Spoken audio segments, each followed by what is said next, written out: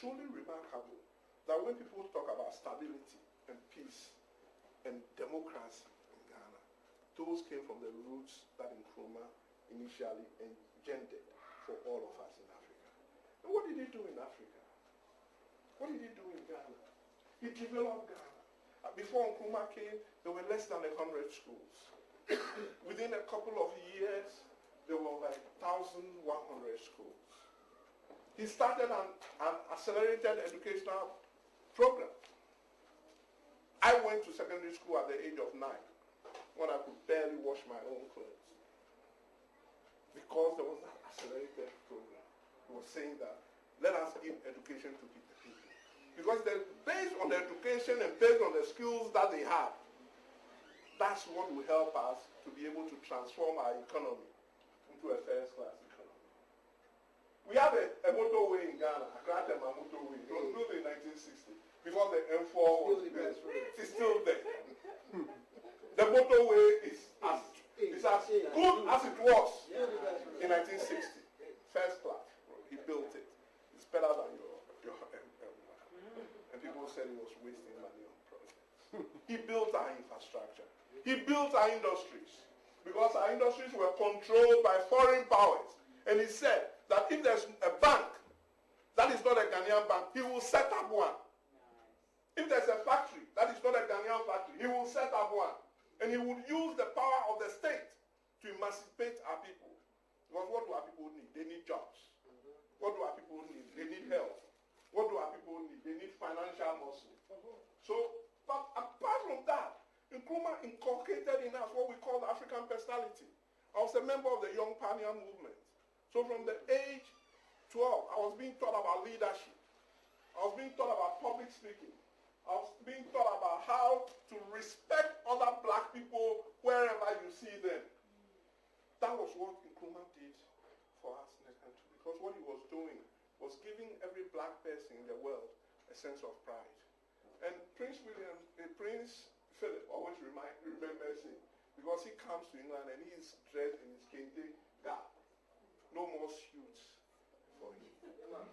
Because he was back now in his country and was very comfortable with what it was that he was doing in his country, Ghana. But it wasn't just about Ghana, because this is what people forget about Nkrumah. Nkrumah made compact with Guinea and Mali.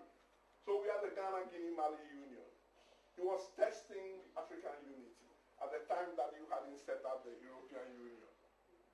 He was testing not only an economic union, but a political union of people in Africa. He helped with the freedom fighter movement. That was how come Mugabe came to work in Ghana. He helped form the PAC. So if you look at the star of the PAC, which is a South African party, you see the star, Africa, stuck in Ghana, because it was in Ghana that he helped Sobukwe and others to form the PAC. And there's a phenomenon. If you go to Gambia, there are some people who are called the Ghana boys. And in Ghana we call them the Gambia boys. So wherever they go. And that's an interesting concept. In 1961, Nkrumah brought 98 young boys from the Gambia to Ghana. Initially, at that age, they were around 12, 13. They took them first to the military range and trained them in warfare. And then they distributed them into every secondary school in Ghana. And during their holidays, they stayed with the members of parliament. What was Nkrumah doing? He was building for Africa. If you go to Gambia today and you ask about the Ghana boys, they'll tell you that this guy is a minister. This guy is head of the bank. This guy is the attorney general. This guy was this. And they came and they lived with us and they worked with us and they stayed with us. And some of them even went to university in Ghana. Because he did not do that for only Gambia. But because Gambia that he brought 98. But he meant to do that with every African country. Because he felt that the issue of African unity was too important. He mooted an African high command. Because what he said, not the one that Bush and Obama are toying with the African Command where they are there for the protection of Americans. What he said was that in every trouble spot in Africa, problems. So this was a man with a great vision for the African Union, even before it became fashionable in the West. What did Nkrumah say? He said, we look neither to the east or to the west.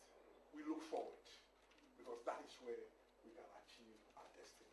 So Nkrumah was not only about Ghana, he was also about Africa. But Nkrumah went on further. He was also about the world. There was the non-aligned movement. He made Ghana and Africa proud. And this was based on his rules and his efforts at peace. He was overthrown when he was in a trip to Hanoi to actually solve the Vietnam problem. No other African head of state had even toyed with doing that. So this, for us, is the man Nkrumah. But Ghana was caught in the Cold War because pressures on us, so that is when people started engineering a movement to overthrow. Anywhere you go in the world, there's something named after Nkrumah. Somebody sent me a postcard from India, Kwame Nkrumah3. Said, oh, why? Recently, New York, they named something after him. He's been named the African man of the millennium. But Nkrumah, through his writings, started talking to us about neo-colonialism. He said, look, there's a phase that would go. We would all become independent. But for as long as the resources that are held in our country are held by foreign powers, we will never be free.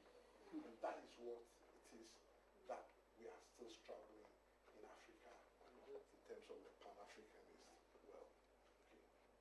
Okay. This you can't see, but I'll tell you what it is. Nkrumah had a plan. We had something we call the 7-year development plan. And the 7-year development plan was about transforming Ghana from a low-income country into a high-income country. And it was going to do that by setting up several industries in Ghana. And he did. He set up industries all over the place. The banks, he built infrastructure, he set up commercial organizations, financial organizations. He set up so many organizations that are still in existence today, despite the efforts of the World Bank to have all of them privatized. They are still there. Ghana Airways, too numerous to mention within the Ghanaian concept. But they were focused on infrastructure, on education, on health, various industries, and various commercial and financial corporations. So everything that anybody wanted, they could get in Africa. These achievements can never be met by any other head of state, not only in Ghana or Africa, but in the world. What did they accuse him of? They said that he spent our money that the white man had left for us. He spent them on projects.